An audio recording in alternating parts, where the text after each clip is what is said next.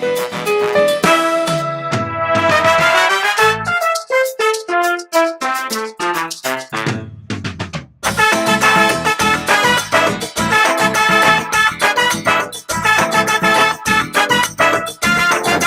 everyone, and welcome to the show. I'm Dan Vega. And I'm Angel Pomales, and welcome to the Spanglish Business Show. The Spanglish Business Show. Spanglish Business Show. What's up, Dan? How you been, man? I'm good, man. How about Brother yourself? right there. Oh, man, I'm doing good. You doing good? There's Why? A lot of stuff going on. A lot of stuff going on, man. Tell me about it. You want me to tell you about it? Yeah, I have a lot happening in my world, but you go. Because I haven't seen you, and people always ask like how much time we spend, but honestly, until we come together to do the show, we don't really see each other. So this is our time to get caught up. Yeah, tell me what's in your world, man. No, I didn't tell you about what I did last week, man. My grass in my house, it was like 6 feet tall. I don't have grass in my house. You're lucky then. And then my wife is like, when are you going to do the grass? When are you going to do the grass? I'm like, okay, man, I don't feel like doing the grass. Yeah. It's like 90 degrees outside. It's pretty hot, man. And you know me, I'm not getting any younger. I'm getting older.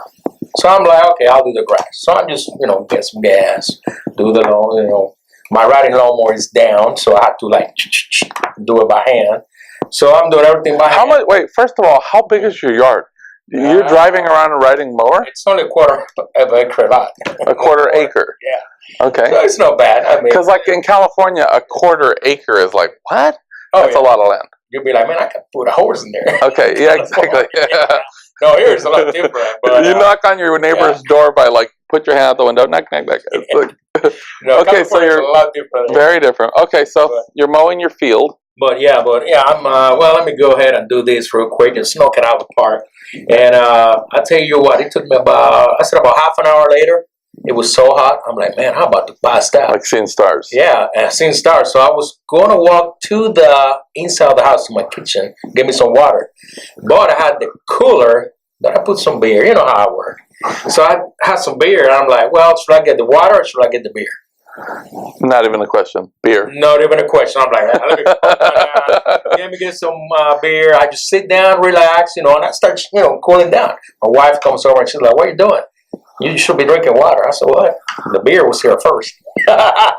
She's like, you're crazy. I said, hey, the beer was here first, so I just drink it. Yeah. But I tell you what, I feel a lot better, and then I just went in and got the rest done, and then I had some tequila afterwards.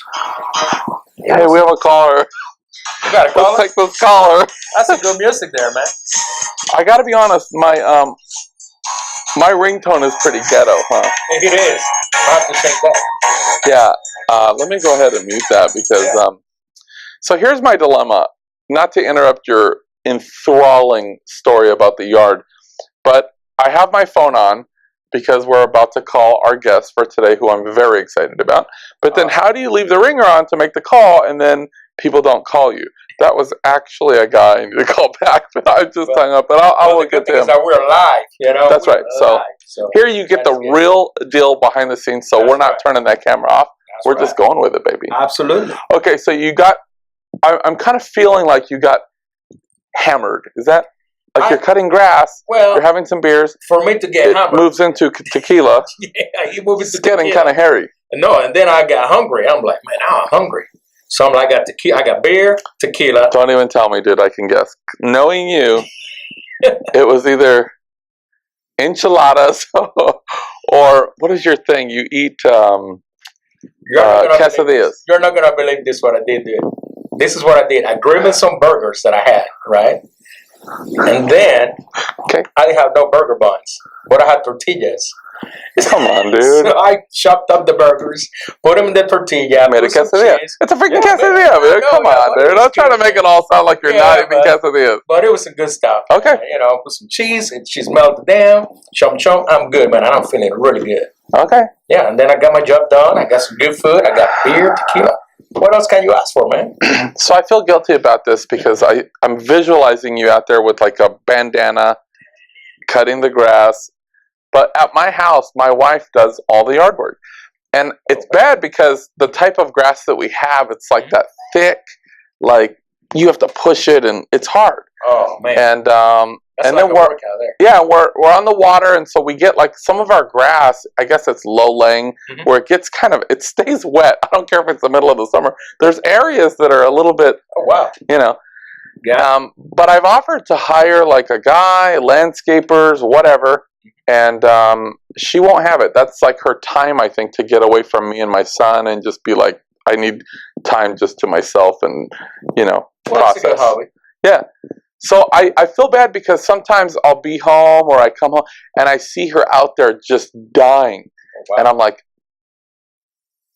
click, I watch the but I've tried over the years, like what they want. I kind of let her do it, and I kind of feel bad about it, but not so bad to get in and actually do it. I know that's terrible, but you might want to get there one of these days. Well, I've cut my share of grass, believe me. You know what I did? I put some boots, I put a bony hat and some shades, and I was good. Did you say a bony hat? A bony hat. Bony. My English kind of messed up. A bony. Those Vietnam hats? And it got some little holes so I can breathe. Well, so my hair can breathe. Like B-O-O-N? B-O-O-N-I-E, I think it's called, right? Bonnie? Bonnie? Bonnie? Bonnie. You wearing a bonnet? Yeah. Okay, fine. I don't know how you spell it, but it's called a bonnet. Okay, okay. I call it bonnet. Somebody is really trying to get a hold of me. I have to just... I think I have... You might want to be on the show. Well, that's what it is. There is a guy from the newspaper that you write from. Oh, okay. And the other thing is, I'm going to be honest with you. I have plans to go out after this. And oh, no. So, listen, I got some friends that are in from England, from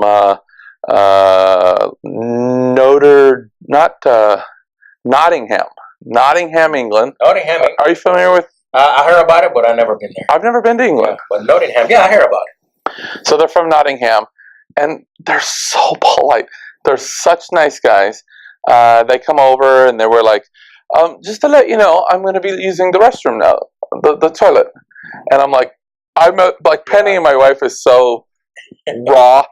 But I'm like, oh, okay, thank you. And then she's like, hey, over here in America, we just go. You don't have to tell us. And they're so like, everything is so, but I'm trying to take a lesson from them because they're just, amazing, man. Culture, very different culture. That's very nice. That's very nice. Yep.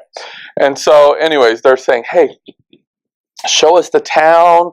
Let's go out. We're only going to be for a week. We got to see the town. So I said, call me. And we'll hit the town. So that's why my phone. You're a good guy, man. You're a good guy. Hey, man, I try. I try. What are you drinking today, man? It looks like fruit punch. I got to be honest. I'm not very creative, and I wasn't really into what you were drinking. Okay. So I kind of made my own. I haven't tried it, but I couldn't find anything. And then I guess you brought in, like, at the palm tree, I got, like, a seahorse. So I just kind of did my own thing. I'm not sure what it's going to be like. That's cool. And then I couldn't find where you keep the glasses, and you weren't here yet. And I'm like, forget it. You were like, I'm going to make me some. I got my secret stash. That's why. Not fantastic, but okay. Well, that's good. So anyways, we're ready, man. All right, so you're ready? Okay, so... Okay. Go. Well, I'll tell you what. We got the solar eclipse coming up. And everybody's like, man, I got to get me some glasses. My eye's going to get messed up. Or the news is like, you cannot stare at the sun because you're going to go blind. Well, you know me. I do it anyways. I don't do that. What do you do? I got my plans. I got my own glasses, man. For the eclipse. Let me show you real quick. Show me. What do you think, man? Oh, These are Thor glasses. The what? Thor, the superhero. They're Thor glasses. I got superhero glasses with Thor. Thor glasses. You think something's going to get in my eyes if I look at it? That should be good. That should be fine. What do you think? I'm concerned about you. I love you dearly, but that should be fine. That should be fine. In fact, I am so good. I'm so good of a friend that I am concerned about it. So I got your own Iron Man. How do you say Iron Man? Because my English is Iron Man. These are the Iron Man glasses. I got to be honest with you. It looks like you could probably look like man. Not like a long time, but if you just did a glimpse like this, take a look around real quick, and then kind of in short bursts. I think that could work. Man. Let's take a picture, man. Let's go like this. No. You look good, man. I think I'm going to go with the recommended safety glasses for the eclipse. If I can even get a pair. Those should be approved, man. I told you. Okay. They said that they were approved. But anyway, so you know what? Some of the things going on around the world today, or no? Well, let me tell you something. Let me start by if you ever heard of It's called a Raspberry Pi, and it's a computer, and it's about this big. Have you heard about that? A Raspberry Pi. It's called Raspberry Pi. It's only like $50. The old version is only like $35 now. Okay. But you can do everything with that computer. What do you mean? It's a computer? Like you actually do this? Like you're doing? Well, it's not like that. You're gonna have to plug in like a like a keyboard and all that. But the actual computer is about the size of 4-6 credit score. That's together. Okay. And you can do anything. The latest one even got an HDMI where you can even plug in a monitor with the HDMI and everything. But for the price, I mean, that's pretty cool. A lot of people are using it too. So. I haven't heard it. I love Raspberry Pi, to be honest with you. But, trust me, I love Raspberry Pi. That part, no, I'm not feeling it. Well, it's a computer you can take with you. So are you going to buy one? I'm probably going to buy one. Buy one, bring it to the show, and I'll make fun of it. You know how I do it, man. I just try stuff, man, all the time. I dig that about you. And sometimes it works. Sometimes like I wouldn't have thought the Iron Man glasses, but yeah, man. I feel it. Try them. So listen, I got to tell you about this cool story that happened to me. So what happened? So I'm actually online because, I'm a studier. So I have my morning routine. Mm-hmm. And I look at every day like a win or a loss, right? Yeah. So it's like today's got to be a win. And I try to prepare for a win. So I notice that if I start my day prematurely and I just get to work, I rush, I start doing things. And I'm really not prepared. I haven't got my mind where it needs to be. Okay. Then I'm not at my best, and a lot of times I'm not real effective. I don't get what I want done. But I'd rather have instead of doing that, if I have some time to myself to organize my thoughts and to really get ready for the day, and I have this little routine that kind of works for me, then when I get in, man, I get it done. And so part of that routine is studying. So I'm an avid reader, and I like to study, and I watch YouTube videos and podcasts and TED Talks and the whole deal, and I like to feed myself at least an hour a day. Oh yeah. And knowledge is power. Knowledge is power. Yeah. So, and most entrepreneurs know that you have to self-educate or die, right? That's right. So you got to keep it coming in. You got to educate and grow. And so I got interested. I don't know what I was looking at, but one link led me to another link to another one. This is probably not good. It's working on me here. So all of a sudden I'm watching I was watching some girl that got me here. And then all of a sudden I'm watching this video of this guy that's like the world-renowned expert on memory.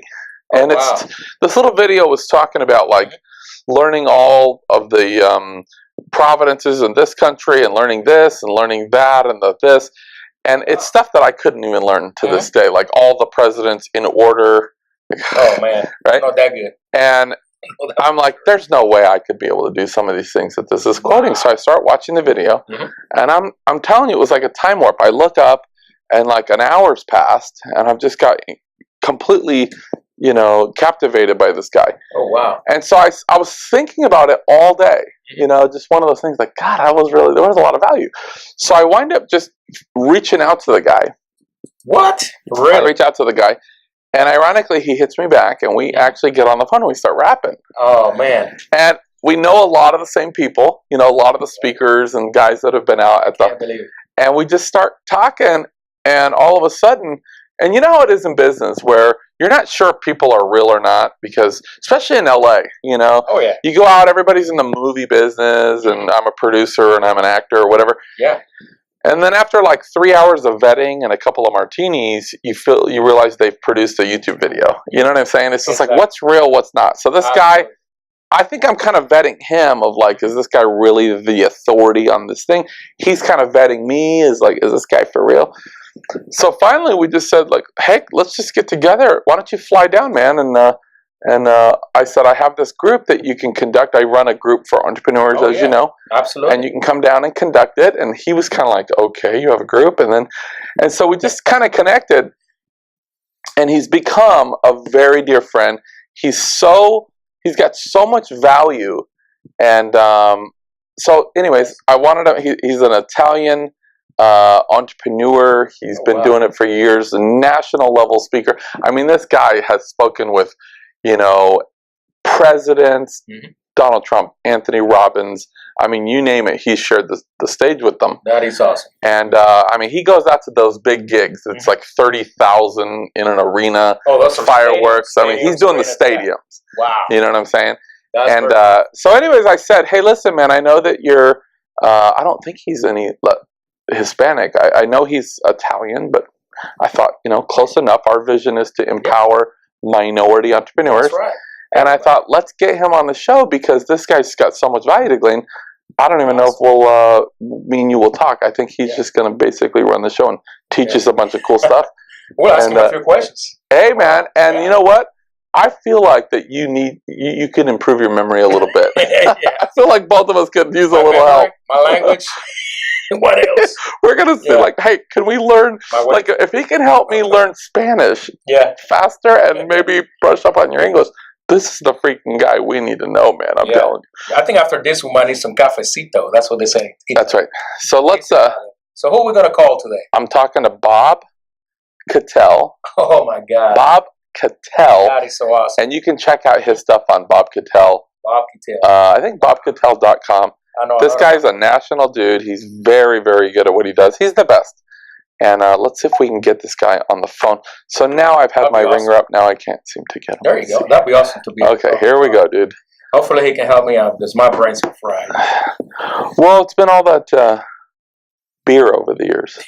No, I think you got the bottle where I put the tequila on the. No, this is not fantastic. I'm trying to get it down. I should not be left to make drinks. Hey, Mr. Dan, how are you doing? I'm doing well. How about yourself? I think I'm overworked, but let's go for more, right? That's right, man. Hey, can I call you back? I just had something call. Let me call you back. Yeah, I'm here. Just give me a call when you guys can. All right, cool. All right, bye. Sure, bye. Okay, so that's not him. That's the wrong guy. I was thinking that is not Bob. So this is Bob right here. We're going to find him, people. I don't know who that was. I got to be honest with you. I just said I'll call him back. I'm trying to think of if that voice sounded... That was funny. Dude, I shouldn't be in charge of any kind of technical... Hello? Hey, Bob. How are you, man? It's Dan Vega and Angel Pomales with the Spanglish Business Show. That's right. Well, hello. How are you guys doing? We're doing great, Bob. Bob, do you want to hear the funniest thing? This is how dumb I am. So I just went to call you to dial you in, and I hit a number that looked like your number, and some guy answers. He's like, "Hey, Dan," and I'm like, "This isn't Bob's voice," and I'm not exactly sure who it was. So I just said, "Hey, something's come up. Can I call you back?" And it's just, what am I going to do? I need producers that really just. I got producers going like this, don't that, but I don't know what they're saying. So, anyways, we are live, so that's the most important thing. Well, listen, Bob, things happen. We're live, man, so watch your P's and Q's, Bob. I know how you can get.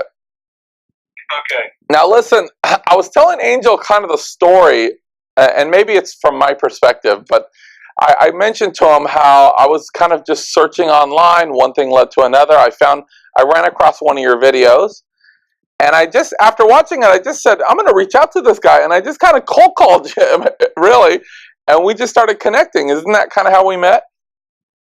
Yeah, it is. And you were actually fun to talk to, so that's probably why we talked as long as we did. You were really good at connecting. Well, I try. I've learned from something funny, too. Maybe that was what it was. Really? I have a rule that when I meet new people, I try to tell a joke at least within the first 20 minutes. And that's gone over wildly terrible in some cases, but once in a while it works. So we're glad that you're on with us. Me too. How's it going, Angel? I'm doing great, Bob. Good to hear from you again. All right. Now, Bob, I know that you have come down one time, and the meetup group that I conduct for entrepreneurs, you flew down and conducted it, and we had a huge crowd turn up. If you remember, we filmed a television show as well, and Angel was there as well, kind of got to hear you speak. Oh, yes.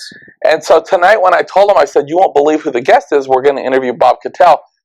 He got wide-eyed, and then he left for a little while, and I was like, what is going on? Did he freak out and go home? But I think he made an alcohol run and then came back. So we're glad to have you on. Sure did. We're excited to have you on the show today.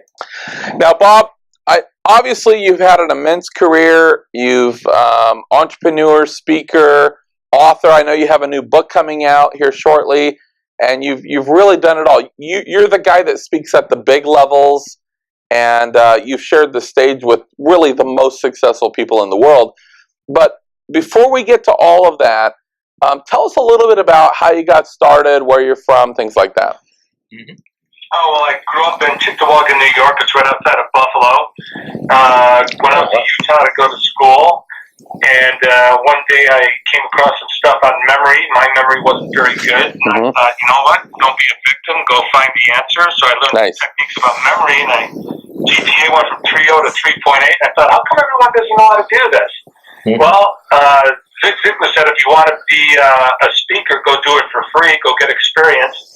So I walked into an anatomy class on campus, told them, asked them who'd like to cut your memorization time in half and have more free time to do what you want to do. The whole class came, about 200 of them.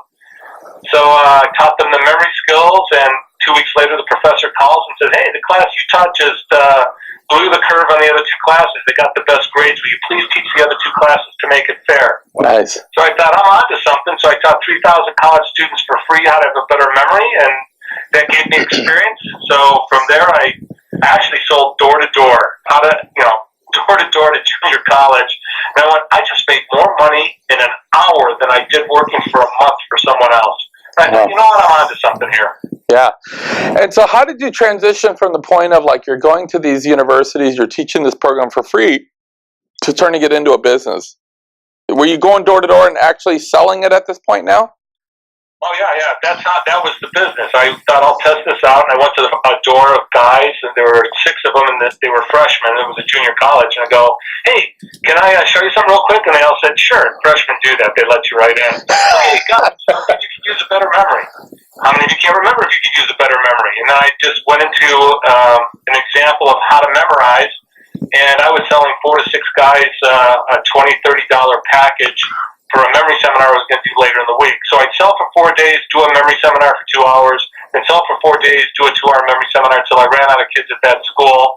And then I got a couple other guys together, and I said, let's go try this at universities, and that's how it became a business. Wow, man. That's powerful. Wow, that's really powerful. So if you had to put your finger on it, and you probably can't even calculate this, how many universities or how many students do you think you've talked to over the years? Is there any way to even quantify that? Well, I know it's at least 100 universities, major universities, and some Division II schools. Almost every Division I school in the country back in the late 80s. I lived down the road going from university to university, and tens of thousands of college students before I continued on with my career. Mm-hmm. Now there's probably close to 5-6 million people who have heard my message. Wow, that's a lot of people. That's a big impact. Yeah. So you go from speaking at universities for free, teaching them this course, you're saying, wow, this is really working, I'm onto something. Then you go door to door, talk about, bootstrapping a business. Oh, yeah. You start going door to door, knocking and saying, look, man, and you make your wave there. How does that transition into a national stage, arenas, 30,000 people speaking with presidents and celebrities? How does that transpire? That's a really good question. I love the old adage, I will get prepared, perhaps my chance will come. And I remember one guy saying, I'll tell you how I was successful. I got lucky and I took advantage of it. So the first thing I did was I just got prepared. The second one was when a door opened, I just stepped through that door and I just watched each level just appear. Yeah. And I got a lot of experience. I did a lot of practicing. It was either in front of a live group that paid me to be there, or that I presented to, promoted to have them come.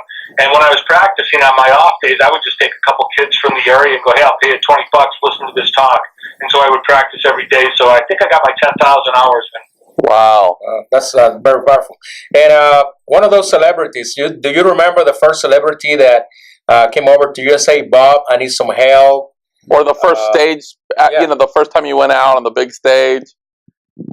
I think one of the first celebrities I ever met was Brian Tracy. He was doing a bunch of our events, and then ended up meeting, spoke at events with Tony Robbins, Donald Trump. Oh, wow. Tom Hopkins. Tom Hopkins is one of my heroes. Tom Hopkins.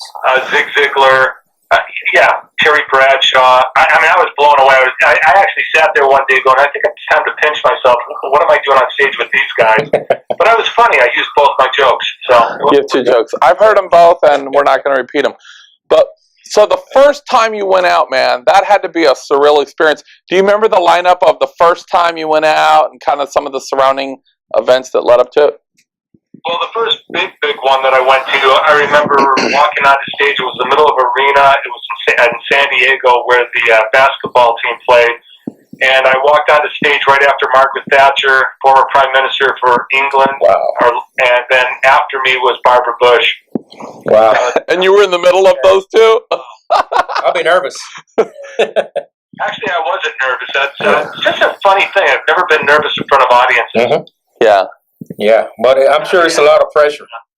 So after we got to know each other and I reached out to you and we connected and we started to get to know each other, I told Bob that I do remember meeting him. He was in Mobile, Alabama several years ago, and I was actually there interviewing Brian Tracy, and he was giving a talk on the stock market. And there was a guy named Phil Town that also had given that talk. And I remember thinking, like, gosh, Phil Town is so amazing. He's so polished. He's a great speaker, and I loved the talk. And then I heard Bob give the talk, and I thought, oh my gosh. Come to find out, I don't know, did you write that talk, Bob? It was kind of collaboration. We all worked on it together. So that's another thing I've learned along the way. Nobody gets to the top by themselves. That's right. Plenty of help along the way. Oh, yes. Well, I remember you giving that talk, and I didn't know who you were. And I don't know if you even remember this, but I stopped you backstage, and I was like, dude, that was so good. I remember Phil Town speaking on that. I never thought anybody could hold a candle. But, I mean, Bob just came alive on the stage and used the whole stage. Very interactive with the audience, just really engaging. And that really followed me. So once we connected and I saw his face, I'm like, dang, I know this guy. And finally put it together. That's but good. That's it takes me a while sometimes. So, Bob, You need to work on your memory. I know, man. That's why I'm friends with you, man. I'm like, I got to get this guy in my life, man. Yeah, my memory's messed up too, so I'm gonna need some help, Bob. I'm good with important things or very like facts that no one needs to know. But when it comes to the little things like my wallet and phone and keys, every day at some point I misplace my wallet or my keys or my phone. It's just, really? I don't know if there's something to, I'm telling you, man, I walk out, my wife's like, do you got your keys? Yeah. You got your phone, wallet? And then I'll get in the car and I don't know where they are. I swear, it's those three things that's my big struggle. Oh, man. Okay. Just pay attention. So do this. Next time you put your keys on the table, go, I am now putting my keys on the table. And yell it very loudly. That way, not only you, but everybody in the house will know where it is. That could work. That could work. I'm gonna do that in Spanish in my house. Voy a poner las llaves en la mesa. Yeah, that's what I was thinking. Because I forget too. The only bad thing in Spanish is kind of longer, you know? That's the only bad thing. Yeah. So, Bob, out of everybody that you've worked with, every stage that you've been on, was there one defining moment where you were like, okay, I'm there. I've made it. I feel like it was like you accepted, and it was that moment where you knew that you had kind of achieved it. Was there a moment like that you can remember that kind of everything became a realization to you? Well, actually, my first moment like that was when I did that very first memory seminar for free at the university when I was that I told you about, the anatomy class. Yeah. Because when I started speaking and they were laughing at both of my jokes, and I had all of their attention, I saw those light bulbs go off in their heads. It was at that moment that I went, this is the direction I'm going in. And then the next one would probably have been with a Get Motivated stage, or full arena, and getting a standing ovation when I just did a pure motivational and inspirational talk to realize that I could connect and touch that many people. That was very heartwarming. Yeah. And I've seen you on stage with those big audiences, the fireworks go off, and I mean, when you get into an arena with 20, 30,000 people, it's just a different kind of an experience. Yeah. But for those of you that don't know, Get Motivated, it's basically like the Super Bowl for business people, for entrepreneurs. Yeah. And it's this big lineup with a lot of very high-level entrepreneurs like Bob, celebrities, ex-presidents. and they actually have this lineup that goes from city to city, and you go to this arena of these huge audiences and sit through this day, and it's kind of nice because you get to see the guy that you grew up reading. Like for me, the first show that I went to, it was like getting to see Brian Tracy and Zig Ziglar and some of these guys. Tom Hopkins was like, oh my gosh, I grew up reading these guys, you know. But then when you actually when you get into the business and you start to build relationships with some of these people and you're talking to some of them, it's just like, what is it? It's kind of surreal. Yeah. Now, Bob, is there ever a time where you thought about, like, did you always have the memory thing? Was it like a natural thing since you were young that you just had this great memory? Or is it something that you've just, like anything else, put in the hard work and learned? I had a very terrible memory, and I struggled 50, 60 hours a week in college trying to, just keep up with the other students. And then I started researching memory, and as I learned the techniques, my GPA shot up, and I was just going, this is easy. Why doesn't everyone know how to do this? Gotcha. And give me just a brief overview of some of the things that you teach in your courses. Just kind of quickly, what are some of the things that you help students or parents or whatever learn? Well, with students, it's how to remember terms, definitions, formulas, equations. For business people, very, very important. How to remember a person's name, but not only their name, 4 or 5 things that are important too. Very important. Like, Dan, your wife's name is Penny. How's she doing? How's your son Julian doing? I have another friend. I go, hey, does your daughter still like to raise chickens, and you still have horses out in Connecticut? How's the last golf game gone?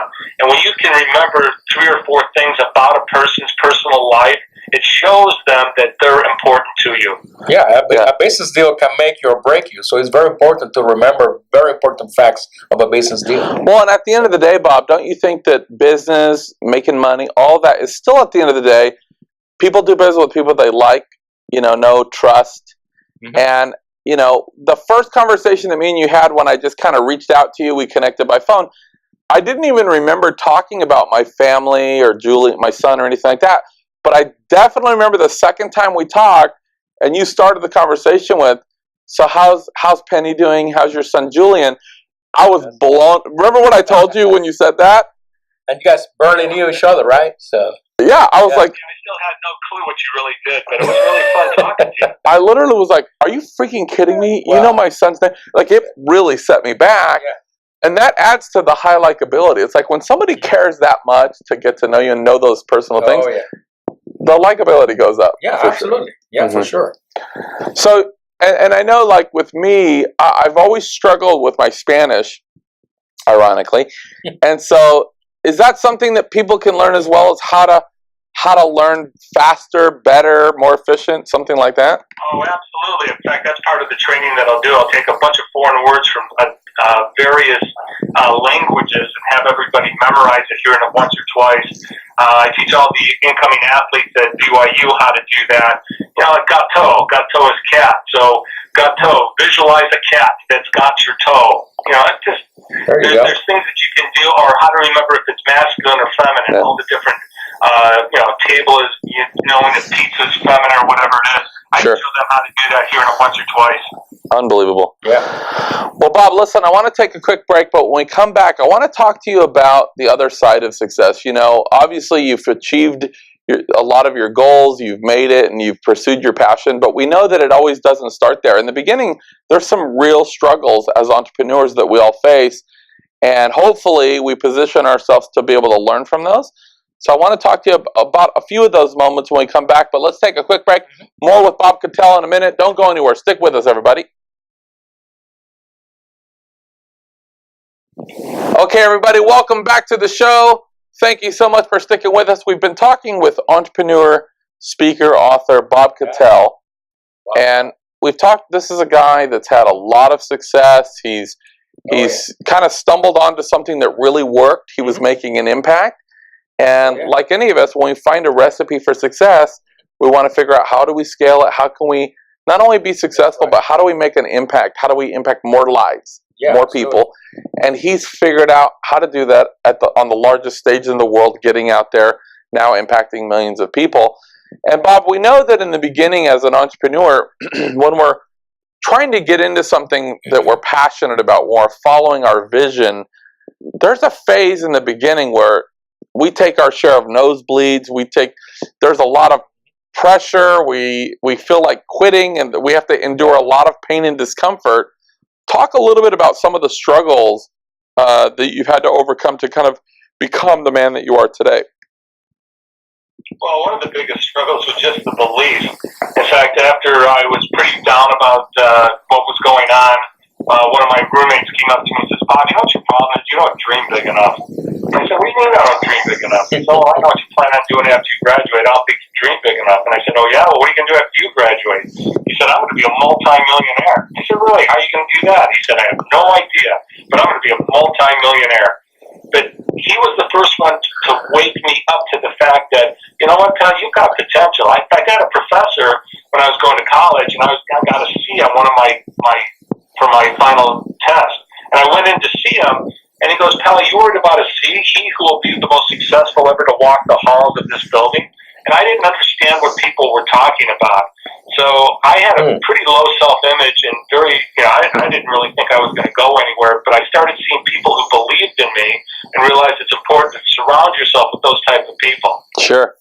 And is there a particular struggle or failure or something that you dealt with and that you've had to kind of refine yourself over the years and overcome? Well, one of the earliest struggles that I had to overcome was when my business was going great all over the United States, and we were just killing it. My best friend who worked for me broke into my home and he took some things, and making a long story short, he destroyed my business. And I was really, really mad at that betrayal. And, but I had him dead to rights. I had evidence he had broken into my home, and I was going to go nail this guy. And I just couldn't sleep at night. I couldn't think about anything except the way I was betrayed. I mean, it was eating me alive. And I got this little motto: don't be a victim.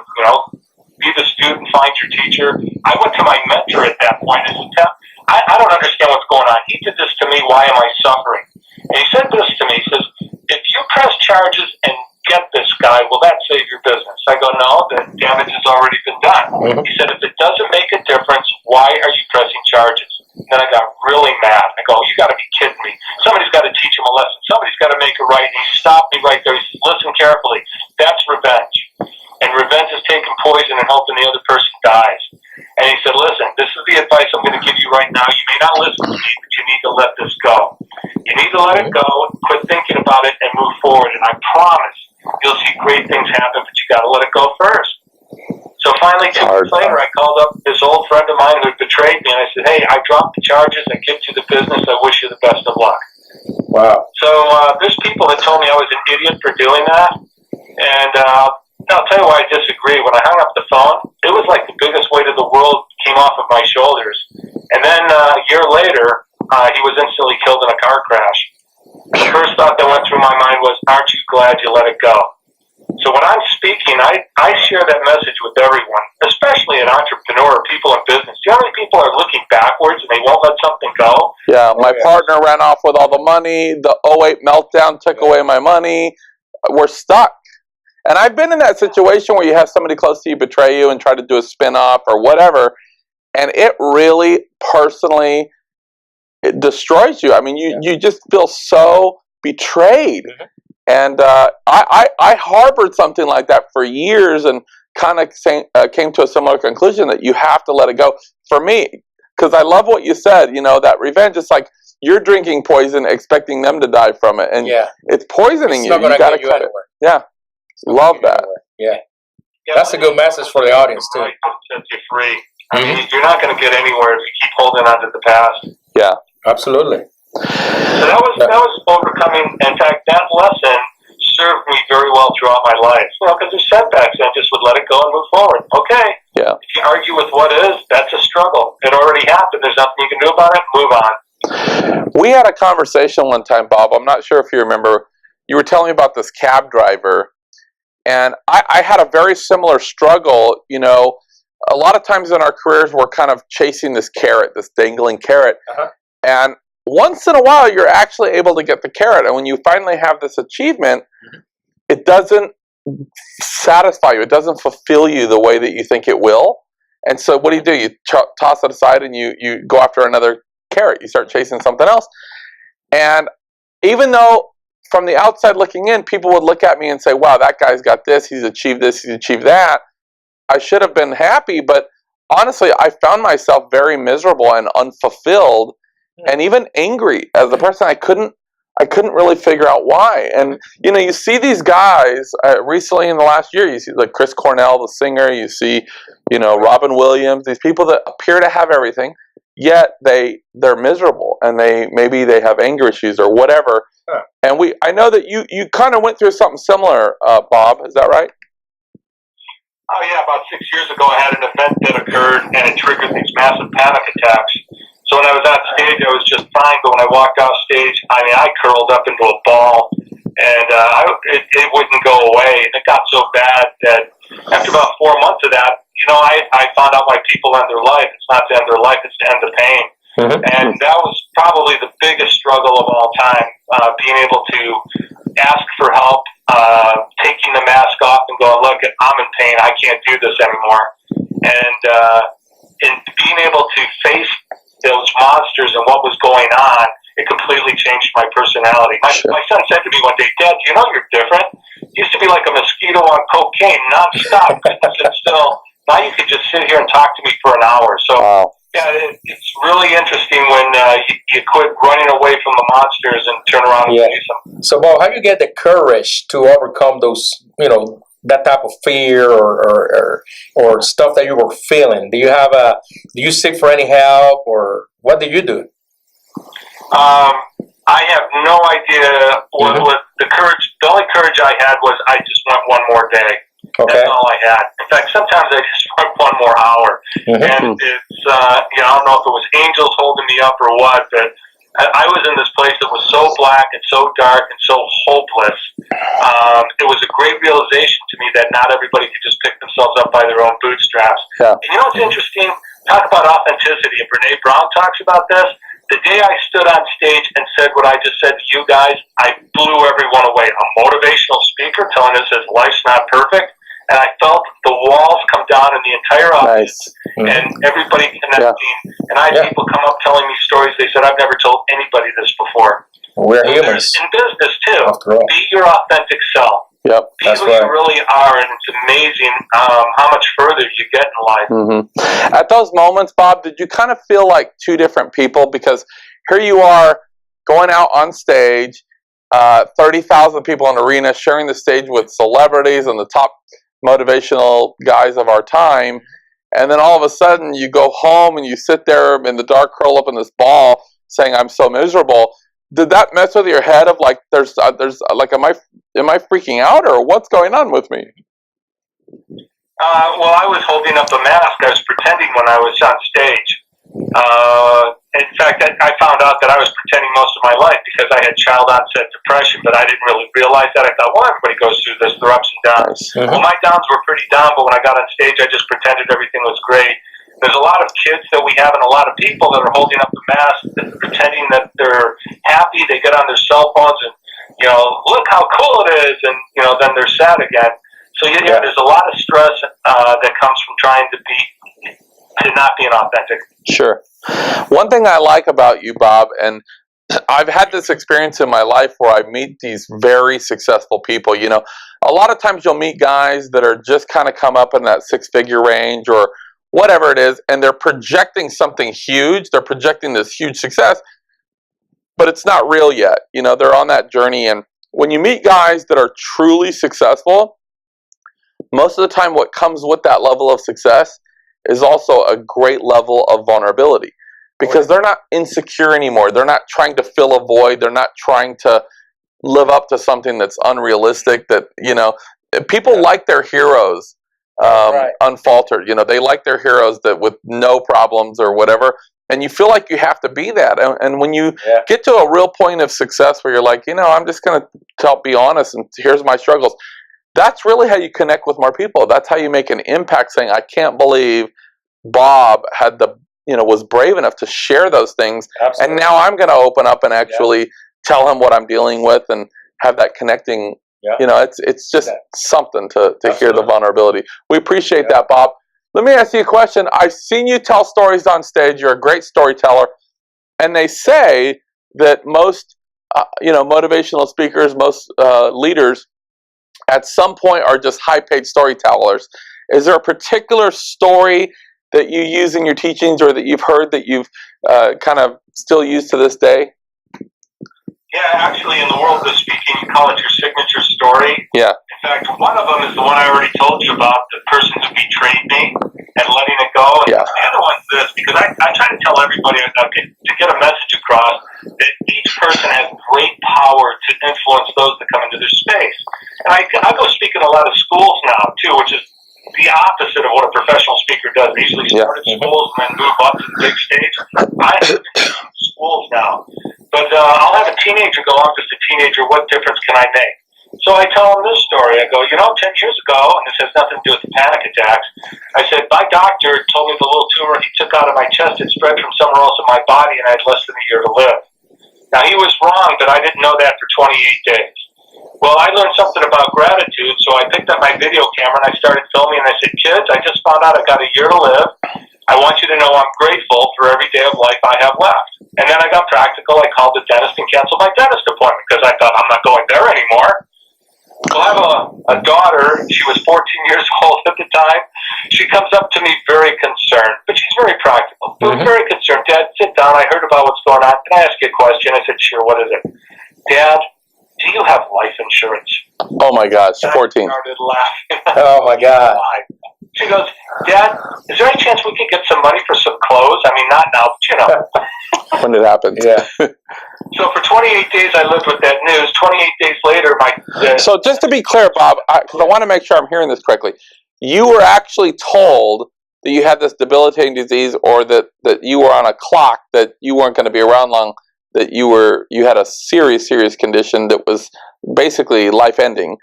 And for a month, you completely... metastatic adenocarcinoma, and the prognosis was, that's it. You're done. You're at best to live. Oh, wow. So you got a year to live, and you carried this for a month. Yeah. Okay, got it. That's unreal. 28 days later, the hospital calls and says, we've been looking at this, it didn't make sense, and so in reviewing the entire thing, we found out it's benign, you're okay. So I was grateful. Oh, wow. I got practical. I called the dentist and got my dentist appointment back. And then I took my daughter shopping for clothes because I didn't want her to be disappointed that I didn't die. Man.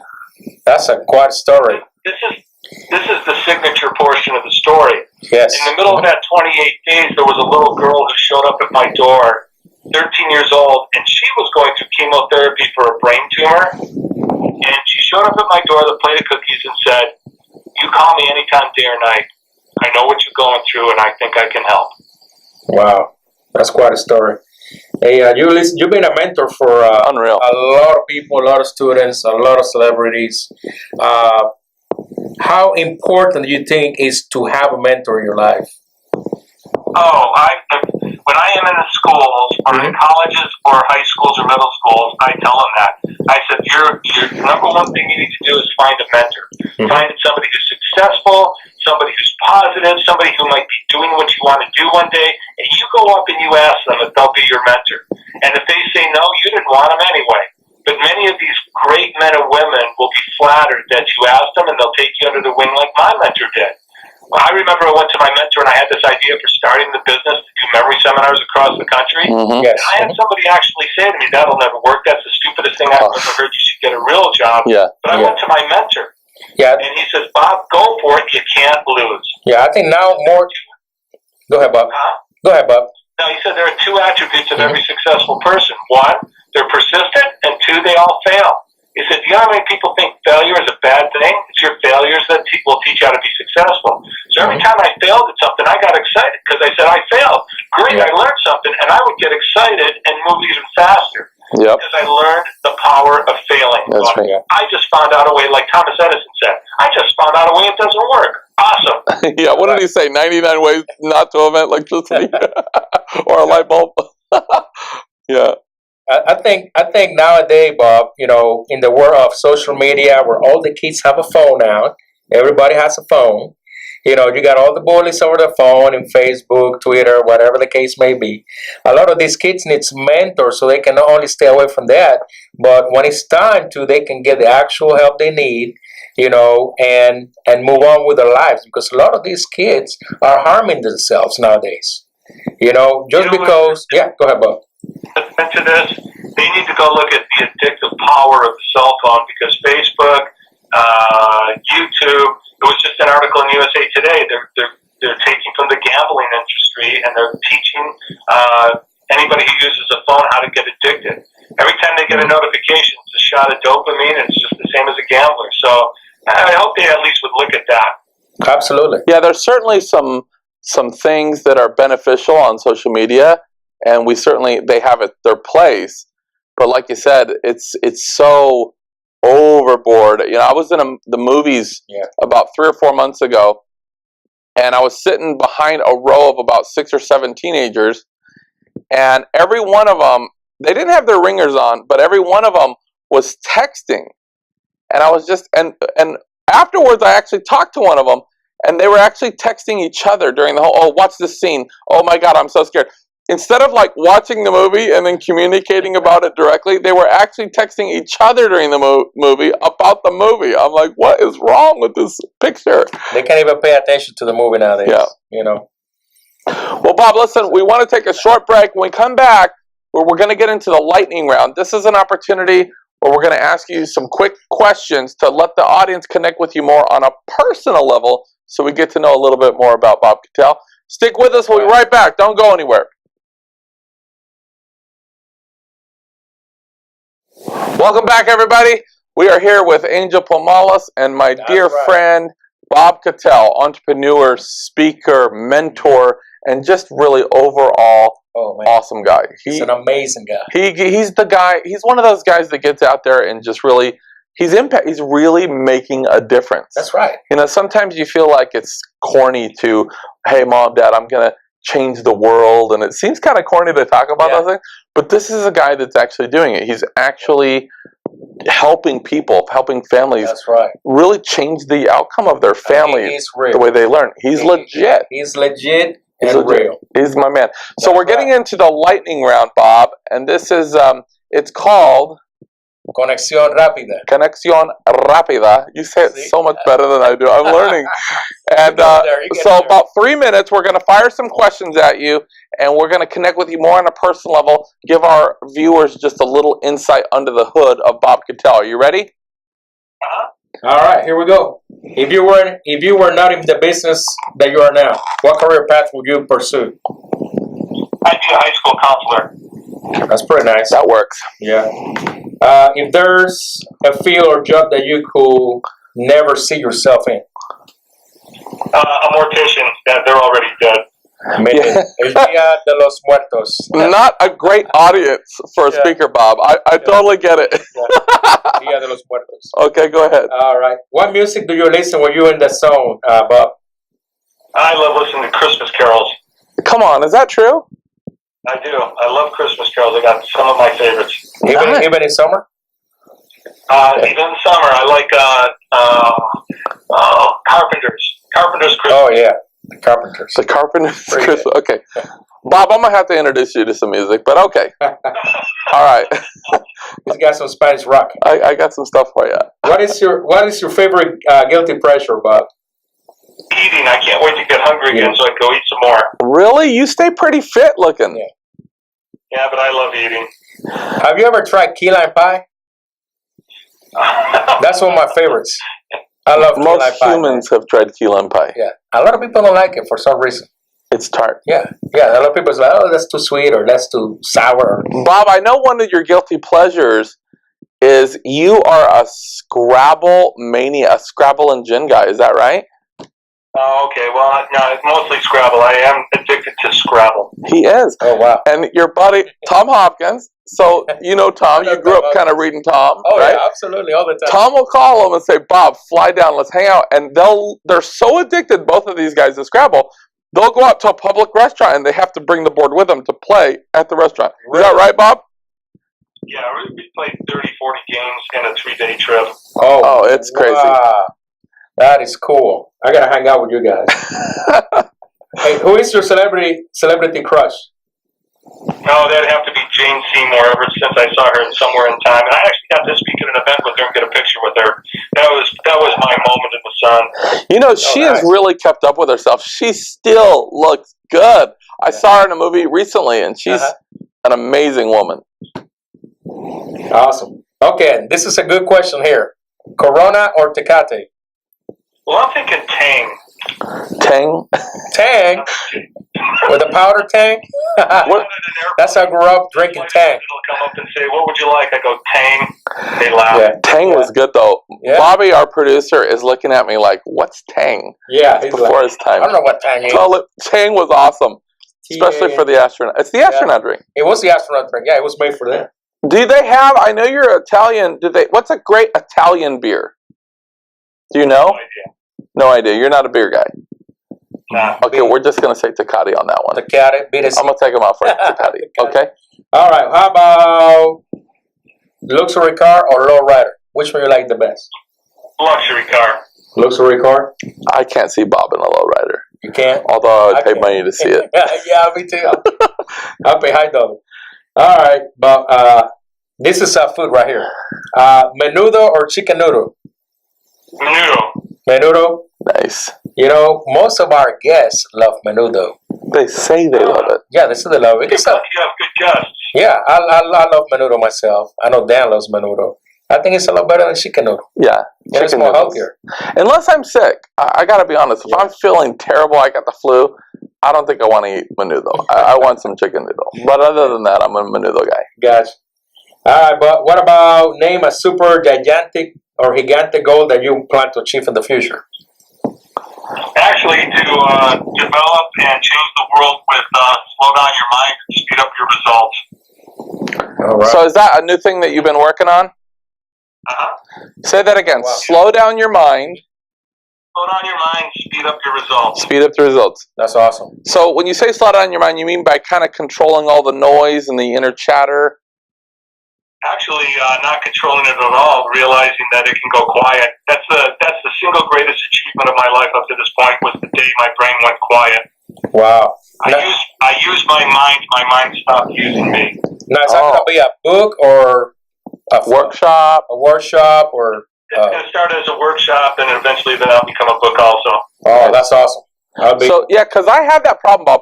You know, I get home, I'm tired, but my brain is still going 90 to nothing, and it's just so active, and I can't... It takes me a few more hours to shut my brain down. So we'll talk about that. Oh, thank you. We'll talk about that offline. Once we leave here offline, he's like, I'm sorry, I can't do anything for you. Okay. Your brains are fried. All right, I got a last question, which is like one of the most famous questions on the show. Now, it's a long question, being Spanish here. So we had white presidents, an African-American president, an entrepreneur president. If we get a Latino president, what do you think his first 3 executive orders will be? I think more sombreros for everyone. Sombreros? I think more sombreros, more siestas. I think we all need a siesta afternoon. I could use a siesta. Just like they do in Spain, yeah. A midday siesta for an hour. Oh, yeah, I'm down with that. I like that. I like that idea. What do you think? Yeah, what's the third one? More salsa. I love salsa. It's my favorite. I'm a salsa guy.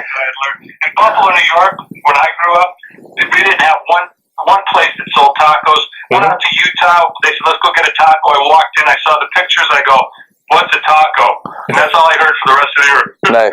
What's a taco? But I love salsa. I like salsa verde. That's my favorite. The green. The green salsa, yeah. So, Bob, just out of curiosity, if we ever got an Italian president, what would be some of the first decisions? Italian president. Then we need more spaghetti. With the rest is. With the real tomato sauce. No, homemade sauce only. Nothing else. Real tomato sauce. Okay. Real tomato sauce. You know what? You know what it would be is to have a dinner just like the Italians did, just like when I was growing up. When you have a dinner, you have one every night with the whole family all around the table, just like the Italians. Italians do, and I think a lot of problems would go away. Yeah, you're right. Connect that. Get that family together to connect. No phones. No phones. No tablets. No I'm TVs. with you. Just a nice dinner with a nice window where you can see the trees. How about Yes. So, Bob, I have to ask, for our viewers that are watching, they've been listening to you talk, they feel inspired, and they say, you know, maybe it's time for me to quit the job and go pursue my passion, or maybe it's just I'm at that place in my life where maybe I want to follow, you know, my dream. I want to actually get in the pool and go all in, maybe start a business. Any parting advice for our viewers? Well, follow me at Bob Memory on Instagram, Bob Memory, because that actually helps me get to the schools, and I have all these little 1-minute segments. There's a lot of great wisdom things that I've learned. And Bob Memory. BobKittell.com. BobKittell.com. And I've seen you have a little web show, 1 Minute with Bob. Is that right? Yeah, it's on YouTube, and it's also on Instagram. Instagram and YouTube, Yes. Bob Kittell, 1 Minute with Bob. He shares little nuggets of value. How often do you do that, Bob? Very interesting. I've got about 60 of them up so far. 60 of them up so far. That's a lot of value to glean. That's a lot. Bob, we really appreciate you coming on the show, man. Every time I'm around you, I feel pumped up and inspired. There's always so much to glean from a guy like you. You're one of the guys that's out there really making a difference. We appreciate you coming on the Spanglish Business Show. Please come back, man, would you? Oh, of course. And thanks, Dan. Thanks, Angel. It's been a blast. Thanks, All right, my friend. We're going to talk about his book and his workshop on the next show. Yeah, we're going to drive everybody. Bob Kittell, Kittell.com. Check him out. Follow him on Instagram. Stay plugged in. Right. And you won't go wrong. Trust me. As always, man, I appreciate you hanging out. Bob, good to see you. We'll talk again, my friend. Thanks, Bob. All right. See you next time.